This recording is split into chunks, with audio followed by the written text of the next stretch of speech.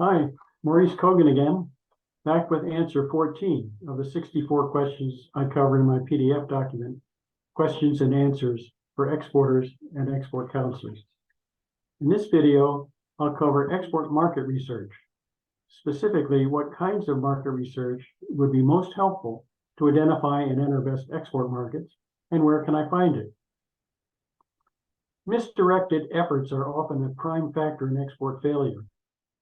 Without good information, even experienced companies can waste resources on low potential markets or make costly blunders in promising markets. Market research provides the foundation for sound export planning and decision-making. The research should initially focus on verifying that your product has export potential. If so, further research should look for the best markets for your product and the best entry strategy for each target market. This target market research should focus on likely demand for your product, cultural receptivity, competitors, distribution channels, promotional media, and tariff and non-tariff barriers. The best market research is from first-hand observation, known as primary research. This is basically on-site fact-finding by you or by someone you designate to do the research for you. Primary research generally involves face-to-face meetings with local experts, distributors, and end users. That could also include picking the brains of exhibitors at domestic or international trade shows. To the extent possible, any such meetings should be prearranged in advance. The downside of primary market research is the cost, if done on your own, mostly for travel, lodging, and meals, or the fee if done by a market researcher for you. One alternative is to purchase an existing market survey that relates to your product, such as from Euromonitor or others like it. These reports draw heavily on market research, but are also costly. If you decide to go to the country to do your own primary research, consider pairing it with a trip you were already planning to take, say to exhibit at or attend a trade show, or find potential distributors under Commerce's Gold Key Matchmaking program. The $950 fee can be reimbursed with an SBA STEP grant. If the trip is just for market research, a good first step is to visit the local U.S. embassy or consulate to meet with the commercial officer specializing in your industry. Some states have their own overseas offices whose trade specialists you can meet with if you're from that state. Those meetings can be set up in advance by an export counselor at your local U.S. Export Assistance Center or State Export Development Office. If primary research is not feasible, the next best option is internet research, and it's all free.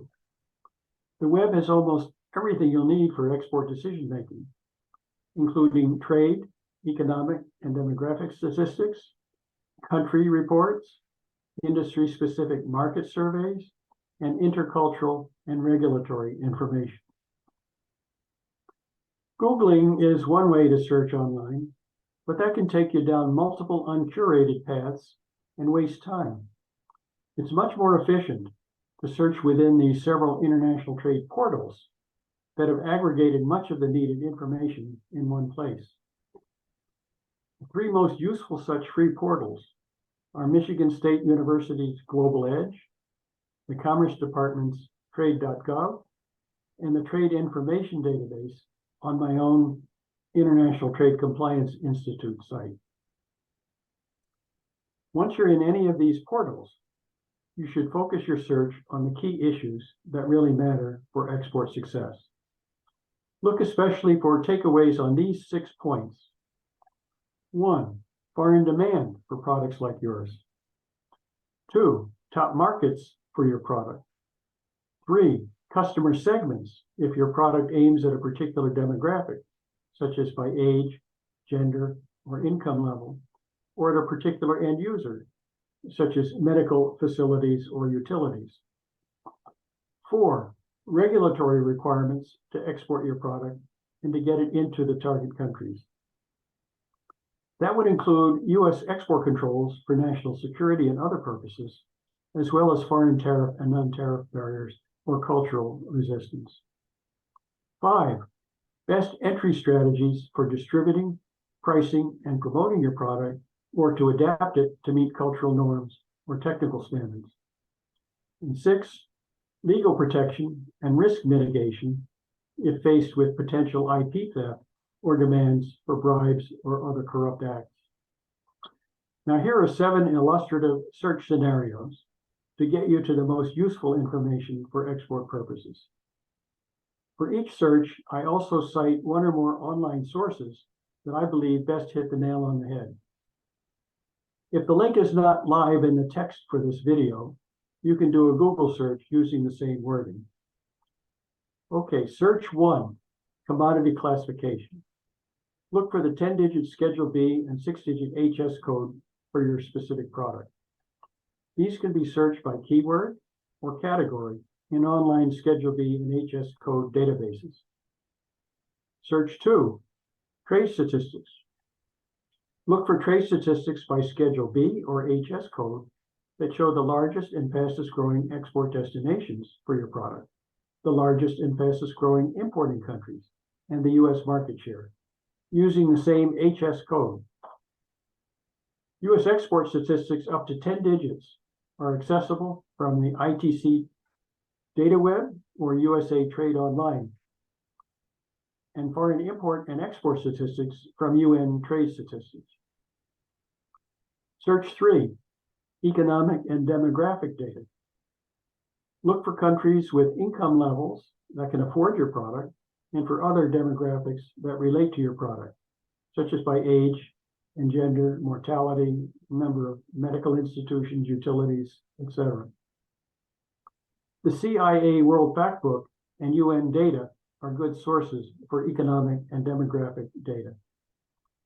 Search 4, best market identification. Look for tools that recommend best markets for your type of product. USTOC's Market Diversification Tool, Google's Market Finder, and Global Edge's Market Potential Index are useful tools for this purpose. Search 5, product and country-specific market surveys. Look for relevant product market surveys that describe demand trends, competition, and end users, and that recommend best market entry strategies for target countries. Look also for relevant country guides that discuss key aspects of doing business in target countries. Good sources for these are USTOC Top Export Market Rankings, FAS Gain Reports, and USTOC Country Commercial Guides. 6, intercultural reports. Look for reports on cultural differences that can make or break your success in a target market. Without realizing it, your product, your marketing collateral, or even your negotiating style could come across as offensive or worse, blasphemous.